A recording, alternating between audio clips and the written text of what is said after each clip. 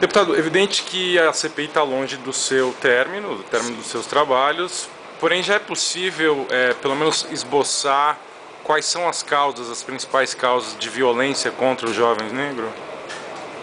Olha, tem três causas, né? Muito colocada no estudo do mapa da violência. A questão da impunidade, que tem aumentado a violência no país. A questão da cultura da violência, né? A vítima vira culpado, né? A culpabilidade da vítima, e também a tolerância institucional, porque um país que aceita conviver com uma taxa de 5 a 8% de elucidação de crimes contra a vida, então há uma tolerância institucional, né? E eu te colocaria uma quarta questão socioeconômica, né? Em relação à violência contra jovens negros e pobres, porque de fato o Brasil, e nós comemoramos 127 anos de abolição da escravatura, e a abolição da escravatura tinha um texto que previa várias ações, mais de 10 artigos, que foi substituído por um único artigo, né? Extingue o trabalho escravo no país e revoga disposições contrárias. E não deu aos nossos negros nenhuma oportunidade. Logo depois chegam os imigrantes, têm direito à cidadania, escola, terra, salários, e submeteu nossos negros aos morros, às favelas, sem nenhuma política social. Não houve nenhuma reparação de danos por 400 anos de trabalho escravo. Então, de fato, começa aí um racismo dissimulado na sociedade brasileira, que a sociedade brasileira não reconhece. A sociedade brasileira precisa fazer um acerto com a sua história, precisa reconhecer a questão da democracia racial, né? Que o racismo no Brasil é institucional, tem uma estrutura em todos os poderes, né? Em todos os espaços, e eu acho que isso é fundamental. Por outro lado, para a gente superar as altas taxas de homicídios, que são estarrecedores, porque pode pegar todos os conflitos internacionais, nos últimos 5 anos, o Brasil matou mais gente. O senhor diria que o Brasil é tolerante com a morte de negros? Naturalizou. Há um silêncio na sociedade. Quais são as causas desse silêncio? Né? Então nós precisamos desnaturalizar. Né? Ou seja, essa CPI tem esse papel, dar visibilidade, jogar luz a esse tema. Como que o Brasil pode conviver com essas taxas? Acredito também que é necessário metas ousadas, porque hoje, no final do dia, serão 60 jovens assassinados, 60 jovens negros e pobres, 60. Né? Ou seja, nós temos quase 60 mil homicídios por ano, e 60 mil jovens negros e pobres também são assassinados no trânsito, de acidente de trânsito, que são pobres e negros. Isso que eu queria abordar com o senhor. Quer dizer, o senhor citou a questão do homicídio, que parece-me é o mais grave. Que outros tipos de violência são registradas contra a população negra? E eu queria que o senhor falasse também em especial em relação à mulher negra. Quer dizer, sim, existe o problema do estupro, a mulher negra deve estar ainda mais vulnerável, sim, dentro do contexto machista atual. As grandes vítimas, né, da violência no Brasil contra jovens negros e pobres são as mulheres.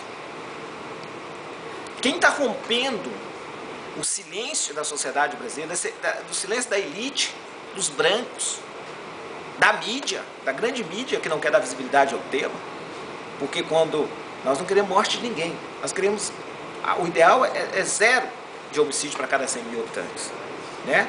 Você pega, o Reino Unido é 1 homicídio para cada 100 mil habitantes. O Brasil tem taxas de homicídios para os brancos que equipara a Europa, 5, 6, toda a Europa, de países civilizados. Quando faz um recorte para jovens negros e pobres, chega a 60. Então, tem uma vítima. A vítima, evidente, é um jovem, irreparável, perdeu a sua vida.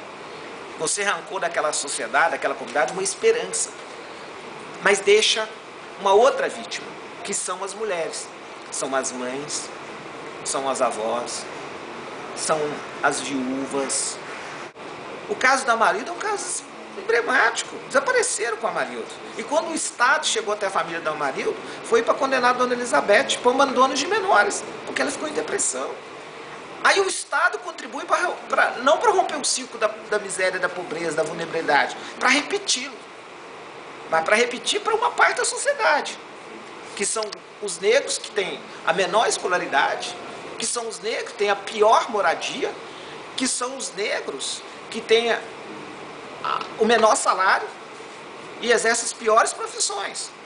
Como é que nesse contexto todo fica a violência policial? Parece-me que a polícia também tem a sua parte nesse processo. Como é que o senhor avalia isso? Nós temos que combater qualquer tipo de violência, em especial a do Estado, provocada pelo Estado. É a principal? Não, estou falando que toda as violências. Evidente que não, nos indicadores de homicídio, representa 20%. Né? As mortes seguido por resistências, né? Resistência seguido por mortes, representa aí 20%, que é muito alta. A letalidade policial é muito alta. Mas também morrem muitos policiais, que na ampla maioria são negros e pobres também. Evidente que tem uma lógica da política de segurança pública. É isso que nós queremos discutir. Tem sido discutido aqui no âmbito do Congresso a questão da redução da maioridade penal. O senhor acha que se for reduzida a maioridade penal para 16 anos, como é discutido aqui, existe uma chance de aumentar o número de jovens negros mortos? Com certeza. Porque qual é o pico de homicídios de jovens negros no Brasil? 19 anos. Quando termina a proteção do Estatuto da Criança e Adolescente. Até 12 anos é uma morte de uma criança branca e uma morte 1,3 de crianças negras, de adolescentes, crianças e adolescentes. Nós superamos a mortalidade infantil das crianças negras. E ao superar a mortalidade infantil das crianças negras, eles são assassinados ou encarcerados quando vão para a juventude. São encarcerados antes de entrar na vida adulta e são mortos na vida adulta. Então está comprovado que o Estatuto da Criança e Adolescente é importante para preservar as crianças, os nossos adolescentes e jovens vivos.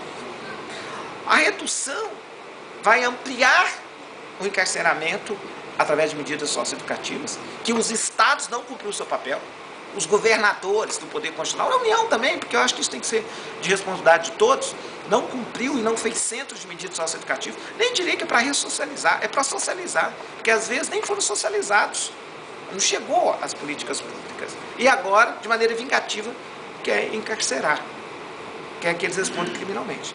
Se é para dar para resolver, se é para dar uma resposta, vamos encontrar uma alternativa que não seja ser revanchista da Constituição de 88, a Constituição Cidadã, porque isso é cláusula pétrea. Vamos, no próprio ECA, graduar a pena crimes hediondos ou contra a vida. Mas romper uma cláusula pétrea para uma medida que não vai surtir nenhum efeito revanchista aos direitos dos nossos jovens, isso é um absurdo.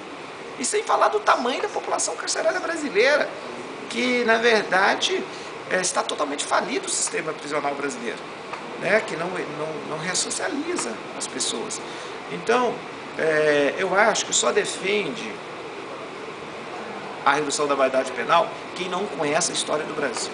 Não dá para aceitar. Eu acho que é tentar responder para a sociedade brasileira que está sem informação, sem dados, porque menos de 1% de todos os crimes são cometidos por menores, que não tem informação, está baseado em programas de televisão sensacionalistas, e aí a população é levada a acreditar que isso é uma solução. O que a CPI pode fazer para diminuir a violência, além de divulgar, evidente, mas de concreto? Ela vai apresentar um conjunto de proposições legislativas, um conjunto.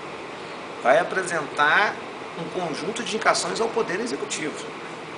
Do ponto de vista legislativo, né, eu acredito e caminha para mexer na Constituição brasileira, fazer um novo sistema compartilhado, federativo, sobre o sistema de segurança pública, Tem uns que defendem a criação do Sistema Único de Segurança Pública.